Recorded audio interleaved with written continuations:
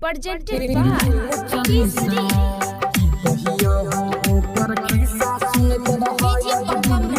संगम recording studio चकरमनिया।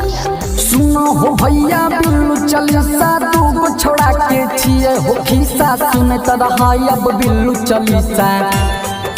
की कहिया हो ओकर लीला घड़ी पड़े खगड़िया जिला पूरा मिथिला में ओकरे छे फैन जेकर नाम छिए बिल्लू टॉप 10 सब सिंगर पर रोस्ट करे छै पब्लिक सुन के मौज करे छै रोस्टिंग करके पैसा कमबै छै महुआ पानी रोज पियै छै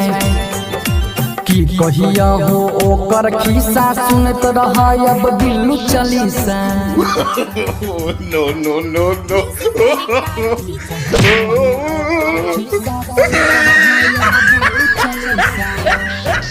घर में न कोनो करे छै काज गाड़ी पढ़े में न लागे छै लाज कलयुग के लीला देख आज सब सिंगर कहै छो भाई हमरो गाना पद हो तो गायर रोस्टिंग करके आगे बढ़ाव मिथिला में मुरन हम कराव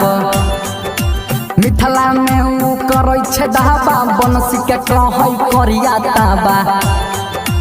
कोनो सिंगर के छोड़ै नहीं छै जड़ल जड़ल उ गाड़ी पढ़ै छै